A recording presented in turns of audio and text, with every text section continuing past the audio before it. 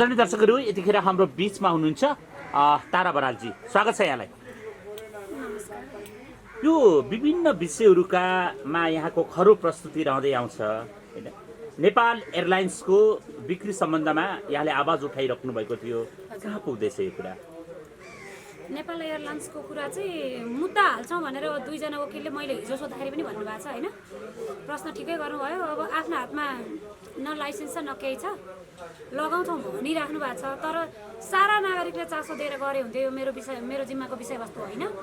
केसम्म चाहिँ भयो भन्नुहुन्छ भने एयरपोर्ट पहिले त्यो एयरपोर्टको जग्गा चाहिँ बस्तीबाट एयरपोर्टको नाममा चाहिँ अधिग्रहण गरेको बेलामा त्यहाँका नागरिकहरूलाई एक घर एक रोज सरकारी रोजगार दिने भनेर गरेको रहेछ सम्झौता। त्यस्ता नागरिकहरू सम्पर्कमा आउनु भएको छ अहिले होइन। हामीले सम्झौता गरे अनुसार जमिन छोडेर रोजगार पनि पाएनौँ।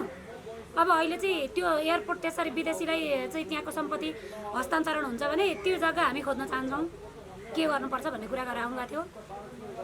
अर्को यता चाहिँ वीर हस्पिटलको छेउको छ जुन के भन्छ एयरलाइन्सको अफिस छ नि, आरएनएसीको अफिस छ नि, बिल्डिङ अहिले हो। आरएनएसीको अफिस भएका ठाउँमा पनि पहिले त्यसै गरी जग्गा अधिग्रहण गरेको रहेछ है। अनि आनाको 6000 रुपियाँले जमिन छोडिदिएका रहेछन् त्यहाँका नागरिकहरूले। यदि विदेशीले यो यत्रो हामीले सरकारी सम्पत्ति भनेर छोडिदिएको जमिन विदेशीले लान्छन् भने हामीलाई आरएनएसीको जमिन पनि चाहियो है। बिल्डिङ जे गरौँ भत्काउन हाम्रो जमिन हामीलाई चाहियो भनेर त्यहाँका पनि नागरिक आउनु भएको छ भनेपछि भित्रबाट खोजी चाहिँ राम्रै हुँदो रहेछ अहिले। एउटा मान्छेलाई चाहिँ एउटा अचम्मको कुरा आयो नि त। त्यस्तो भने त्यो त्रिभुवन अन्तर्राष्ट्रिय विमानस्थलको जग्गा यतिखेर श्रीको नाम अर्थात् पशुपतिनाथको नाममा छ। तपाईँसँग भेट्न आउने मान्छेले के आधारमा के कारणले पशुपतिनाथको नाममा भएको साबिकको जग्गा उनीहरू जग्गा धनी त होइनन्, अनि कसरी उनीहरूको दाबी रहन्छ? मलाई भेट्न आउने भनेर पशुपतिनाथकै जग्गाको दाबी गर्ने भन्ने भन्दा पनि त्यहाँ एयरपोर्ट सिंगै पशुपतिनाथको हो। एकदम पशुपतिनाथको नाममा रहेको जग्गा 2113 रोपनी जग्गा पशुपतिनाथको नाममा छ। त्यसो भए पशुपतिनाथको नाममा भएको जग्गा एयरपोर्टमा लगेर एयरपोर्टबाट चाहिँ विदेशीलाई सेयर दिँदाखेरि पशुपति चाहिँ के हेरेर बस्छ त नि? पशुपतिले खोज्नु पर्यो नि त। जनताले त खोजे, जे गरे ठिक गरे, इस्यु त उठाए। पशुपतिले चाहिँ किन रमिताएर बस्छ त? होइन, पशुपति क्षेत्र विकास कोषले पहिला अलिकति यहाँनिर त्रिभुवन अन्तर्राष्ट्रिय विमानस्थल कार्यालयले पशुपतिलाई लिजको भाडा तिर्छ, अहिले पनि रेगुलर तिरि नै रहेछ उसले भनेपछि जग्गा धनी त पशुपति क्षेत्र विकास कोषमा रह्यो। उनीहरूले आदि रहेको मुआवजा पनि लिइसकेको अवस्था, कतै यहाँलाई माफियाहरूले गलत म्यासेज गरे या के लाग्छ? त्यो कानुनी रूपमा लड्ने ठाउँमा उनीहरू आफै लड्छन् होइन। तर पशुपति क्षेत्र विकास कोषले एयरपोर्टलाई भाडामा दिएको जमिन हो भने एयरपोर्टको नाममा लगेर विदेशीहरूलाई सेयर दिन पाइँदैन भनेर पशुपति क्षेत्र विकास कोषले यसको चाहिँ गर्नुपर्छ, विरोध चाहिँ गर्नुपर्छ है। पशुपति क्षेत्र विकास कोषको जमिन लाने, भाडामा लिने, अनि फेरि 10 थरी विदेशीलाई भाडामा लगाउन पाउँदैन नि त। पशुपति क्षेत्र विकासले कोष खोजोस् न त। उसले खोज्नुपर्छ कि अरूले भए पनि इस्यु निकालेर खोज्छन् भने खोज्न दिनु पर्यो नै। अनि ती नागरिकले खोज्न चाहिँ नदिने, अनि पशुपति आफूले पनि नखोज्ने, विदेशीले खाए चाहिँ ढुक्क पर्ने गर्न चाहिँ पशुपति क्षेत्र विकास कोषले पाउँदैन यो विषयमा। भनेपछि पशुपति क्षेत्र विकास कोषमा त अहिले यो विषय नै गएको छैन। यदि गयो भने पशुपति क्षेत्र विकास कोष पनि गम्भीर हुनुपर्छ भन्ने यहाँको भनाइ हो। विषय कोषले हामीले चिठी काटिदिने पशुपति क्षेत्र विकास कोषले होइन। यति धेरै ठुला समाचार आएर उसको जमिनमा रेखदेख गर्दैन भने, निगरानी गर्दैन भने, समाचारै नआए पनि मैले भन्दा पहिले पशुपति क्षेत्र विकास कोषले पहिले थाहा पाउनु पर्दैन हो? किन आफ्नो मातहतभित्रको जमिनलाई मन परी गर्न छोडिदिन्छ त? उसले थाहा पाउनु पर्छ नि। मैले उजुर गरिनँ भने पशुपति क्षेत्र विकास कोषले जग्गा बेच्दिने पाउँदैन नि त्यो गर्न। उसले आफ्नो जमिनलाई आफ्नो निगरानीमा राख्नै पर्छ। विदेशीलाई भाडामा लगाउनका लागि दिन पाउँदैन पशुपति क्षेत्र विकास कोषले। यदि त्यसो हो भने विदेशीलाई सेयर बाँडेको भए एयरपोर्ट सिंगै मलाई फिर्ता चाहियो भन्नुहोस् न पशुपति क्षेत्र विकास कोषले होइन। अनि त दिन्न नि त पशुपति के अरे त्यो विदेशीलाई सेयर, अनि ठिक ठाउँमा आइहाल्छ नि कुरो। त्यो हो नि त कुरा त। जस्तो नेपाल सरकारले नेपाल वायु सेवा निगम हामीले बिक्री गर्न लागेका होइनौँ भन्ने कुरा आयो। अहिले त तपाईँहरूले जुन बेला आवाज उठाइरहनु भएको थियो त्यस बेला एमालेका नेता केपी ओली प्रधानमन्त्री हुनुहुन्थ्यो। अहिले सरकार पनि परिवर्तन भइसकेको छ। यो बेला परिवर्तन भइसकेको अवस्थामा चाहिँ अब बिक्री नहुन पनि त सक्छ नि। त्यसरी सरकारी निकायले अनुमानको खेती गरेर प्रश्न गर्न मिल्छ र? लिखित गरिसकेका छन् कि गर्न लागेका होइनौँ होइन गरिसक्यौँ भनेकोतिर लानु न त नि हजुरले अर्थ चाहिँ अब गर्न लागेका होइनौँ अस्ति गरिसक्यौँ भन्ने कुरा हो कि है अनि त्यो थाहै नपाइकन भित्री अन्तिम निर्णय गरिसक्न चाहिँ पाउँछ नि अस्ति गरिसकेको छ त्यो उनीहरूको लिखित निर्णय छ तर यता चाहिँ विद्युत प्राधिकरणको पनि निर्णय बदर गर्ने अनि खोजी गर्न जानेलाई तारा बराल जस्ता कुरा सुन्छौँ हामीले बदर गरिसक्यौँ भन्ने होइन अनि फेरि एयरपोर्टको कुरा पनि चाहिँ एयरलाइन्सको कुरा पनि गर्न लागेका होइनौँ भने त्यो रजिस्टर माइन्युट चाहिँ के गरेको त नि त्यसको खोजी गरिदिनुहोस् न हजुरहरूले खेला चाहिँ गरेका हुन् बच्चा खेलेका हुन् लभ लेटर लेखेका हुन् के गरेको त त्यो खोज्नुहोस् त भनेपछि खैर भोलि यो विषयमा गम्भीर यहाँले उठाउनु भए आवाज अनुसार पशुपति क्षेत्र विकास कोष गम्भीर हुनैपर्छ गम्भीर हुनुपर्छ पशुपति क्षेत्र विकास कोषले अर्कालाई दिएर 5 डबल भाडामा लाउने जमिन होइन त्यो सिङ्गै फिर्ता ल्याओस् एयरपोर्ट हाम्रो नेपालको एयरपोर्ट नेपाल सरकारले सिङ्गै चलाउन सक्दैन भने विदेशीलाई राख्नुपर्छ भने त्यहाँबाट धपाइदिए हुन्छ कहाँ लान्छन् विदेशीले त्यतै जाओस् है हाम्रो देशको सम्पत्ति भनेर पो पशुपति क्षेत्र विकास कोषले दिएको होला सुरुमा होइन अहिले मनपरी गर्दाखेरि पनि मनपरी गर्न पाउँछ त पशुपतिले पाउँदैन त्यो सरकारले यसरी आफ्नो गति छोड्दैछ भने पशुपति क्षेत्र विकास कोषले खबरदारी गर्नुपर्छ पशुपति क्षेत्र विकास कोषले आफ्नो जमिनमा खबरदारी गर्दैन भने त्यो पशुपति क्षेत्र विकास कोषको समिति नै भङ्ग गरिदिनुपर्छ नयाँ बनाउनुपर्छ कुरा यो यहाँको जोड रह्यो ठिक छ तर अलिकति एउटा कुरा पनि आइरहेको छ जसरी यहाँले हरेक चिजमा बुलन्द आवाज उठाउनुहुन्छ होइन यही उठाइरहने क्रममा यहाँहरूकै पहलमा प्रदर्शनी मार्ग स्थित भिरकुटी मण्डपको विषय पनि यहाँले गम्भीर उठाउनु भयो फेरि भिरकुटी मण्डपलाई ठेक्का दिने बाहनामा खण्डीकृत गरिदिँदैछ भन्ने कुरा पनि आएको छ नि कस्तो जानकारी पाउनु भएको छ यस्तो हो कि खण्डीकरण गर्दैछन् होइन यिनीहरूले त्यो भिरकुटी मण्डप भनेको वास्तवमा साँच्चै नेपाली शासक थियो भने भिरकुटीको नाममा पार्क मात्रै बनाइदिएर त्यहीँबाट आर्थिक आम्दानी त लिन सक्छन् नि तर फेरि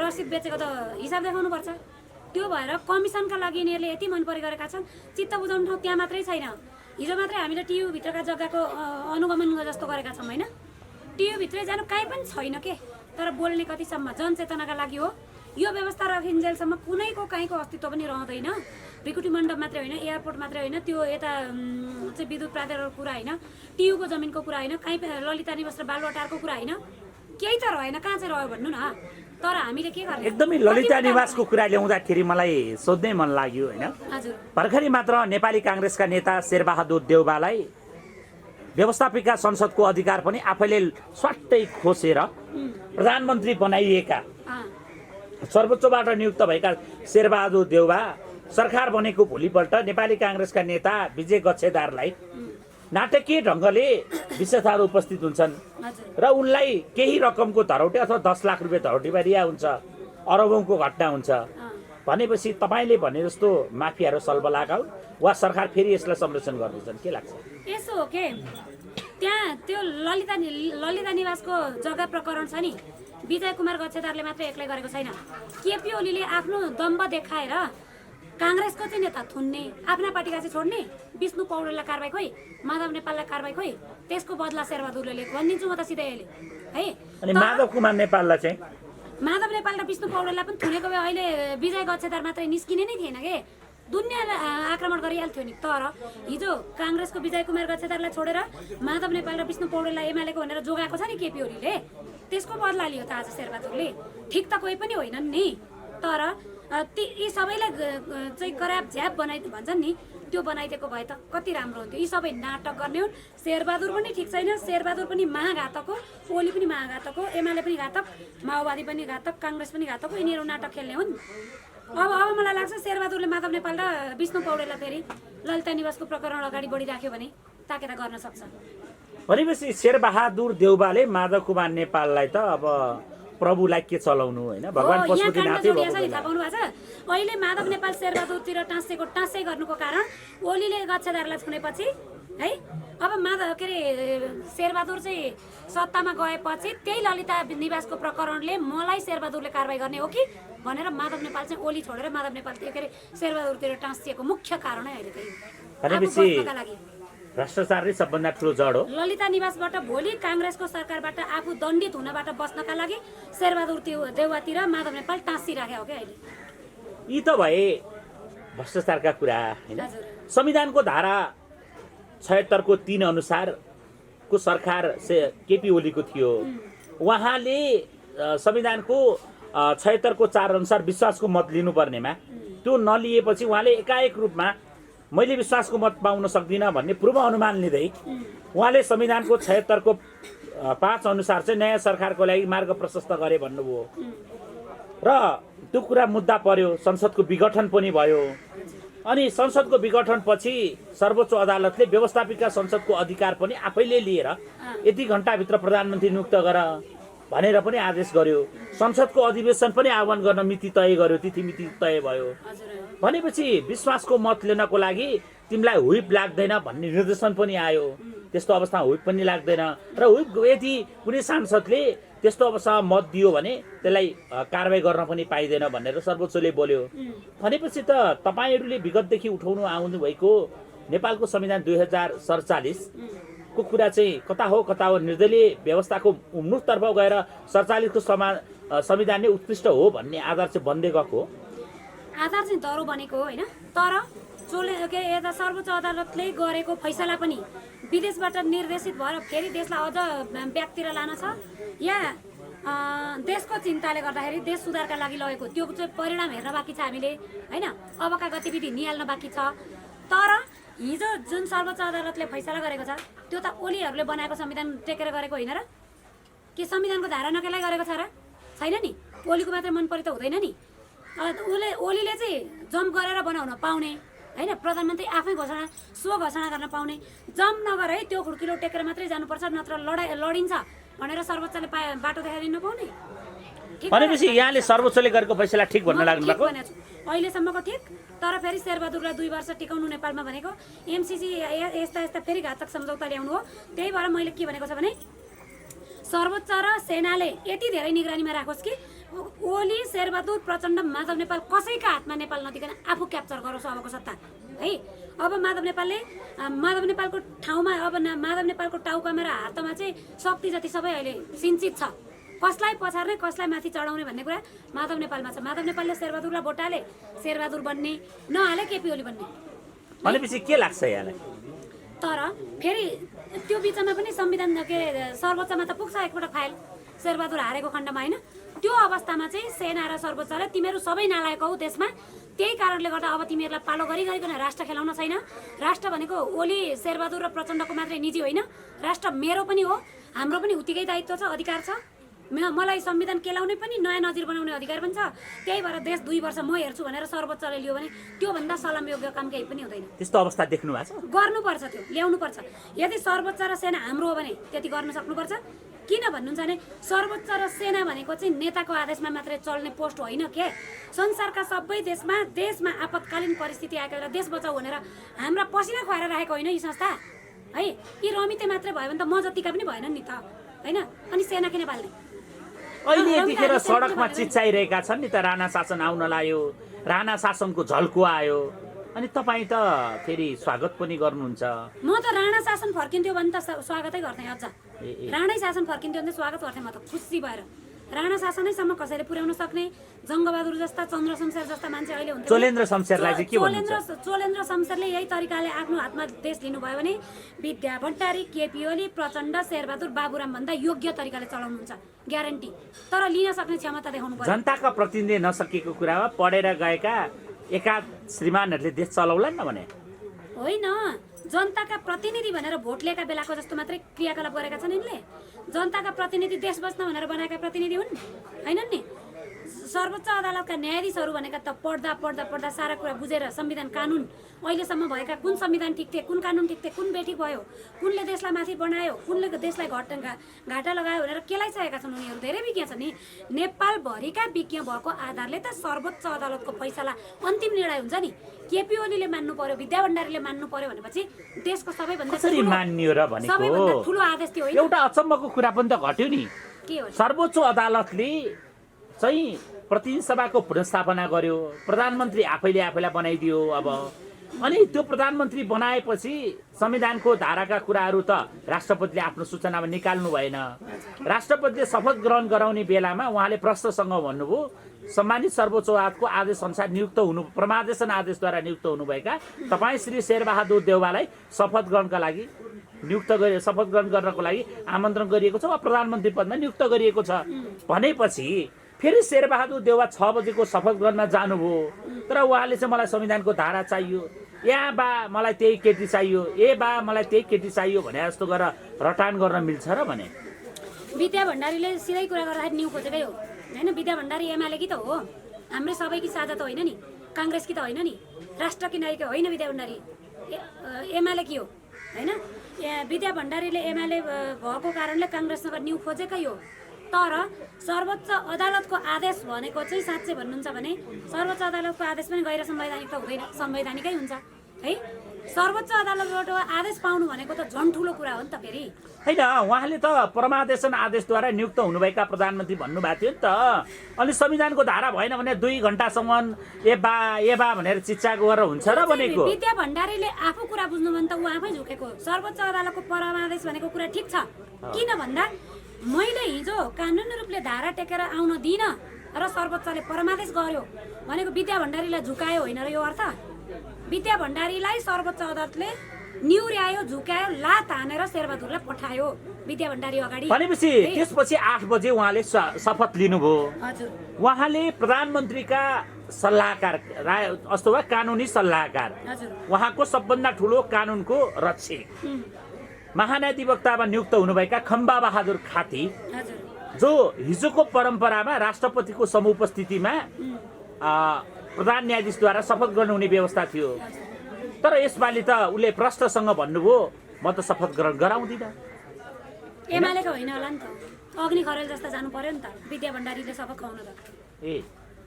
एमालेको हो त हिजो भनेको मान अधिवक्ता के अरे खम्बा बहादुर खातीजी हजुर हो उहाँ चाहिँ एमालेको भएको भए विद्या भण्डारीलाई त्यो कोरोना सोरोनाको मतलब थिएन अहिले चाहिँ विद्या भण्डारीको अभिव्यक्ति के छ भन्दाखेरि राष्ट्रपतिलाई कोरोना लाग्ने प्रधान न्यायाधीशलाई नलाग्ने होइन प्रधान न्यायाधीश त अब 3वटाको बल भयो त व्यवस्थापिका पनि वहीँ चलाउने न्यायपालिका पनि वहीँ चलाउने कार्यपालिका पनि चलाउने त्यस्तो मान्छेलाई कोरोना छुँदैन भन्ने आशय पो ठिक छ विद्या भण्डारीले हारेको अभिव्यक्ति हो यो है हारेको अभिव्यक्ति हो सबै काम सर्वोच्चलाई जिम्मा लगाइदियो त राम्रो छ त भनेपछि अनि म चाहिँ के गौरव गर्छु भने हेर्नुस् ती महान न्यायाधिवक्ताले विद्या भण्डारीसँग शपथ लिएको भन्दा सर्वोच्च अदालतको प्रधान न्यायाधीशसँग शपथ लिएको आफूले गौरव ठान्नुपर्छ होइन विगत त यो पनि होइन नि फेरि ताराजी अलिकति कुरा बुझ्नु न उहाँको उपस्थिति मात्र रहने गर्थ्यो शपथ त प्रधान न्यायाधीशले नै गराउने हो तर उहाँको उपस्थिति रहेन तर एउटा सरकार प्रमुख र राष्ट्र प्रमुखको बीचमा यो टकराव कतिन्जेल जाला भनेको के टकराव गरेकोले विद्या भण्डारीलाई आफैलाई फाइदा छैन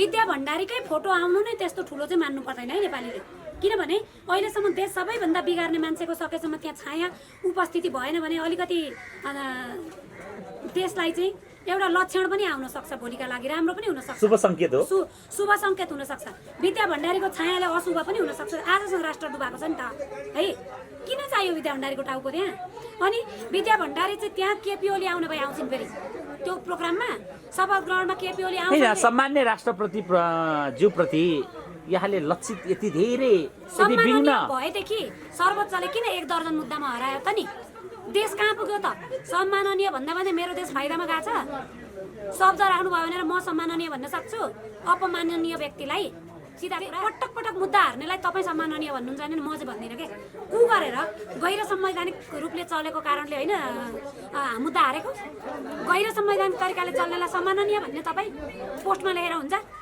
संविधानलाई गलत त्याएर त मुद्दा हारेको छ कसरी सम्माननीय हुन्छ बाबा 2052 सालको 51-52 को बेला एकैचोटि 23 जना सांसदहरूलाई पखाला लाग्छ अनि सांसदको किनबेच सुरु हुन्छ अनि त्यसपछि आफै असक्षम भनेर हटेका हुन्छन् तिनै सक्षम हुन्छन् तिनले नौटङ्की गर्छन् पार्टीमा अनेकौं त्रिकण्डा मच्काउँछन् नेपालको राजनीतिक इतिहासमा 46 पछाडि सबभन्दा विवादित रहेका मान्छे शेरबहादुर देउवा राजनीतिक इतिहासकै सबभन्दा विवादित व्यक्ति थिए तपाईँ अहिले सर्वोच्च भनिरहँदा शेरबहादुर देउवा चाहिँ त्यति सक्षम हो नि त यसो शेरबहादुर देउवाकै हातबाट देश बच्छ भनेर सर्वोच्चले गरेको फैसला होइन शेरबहादुर र केपी ओली मिलेर बनाएको संविधानका धारा केलाएर सर्वोच्च अदालतले गरेको फैसला हो होइन तपाईँले भन्नुभएको छ 3 अनुसार केपी ओली भने 4 अनुसार मत लिन सकेनन् 5 अनुसारको फड्को मारेर केपी ओली जाँदाखेरि 5 अनुसार त के अरे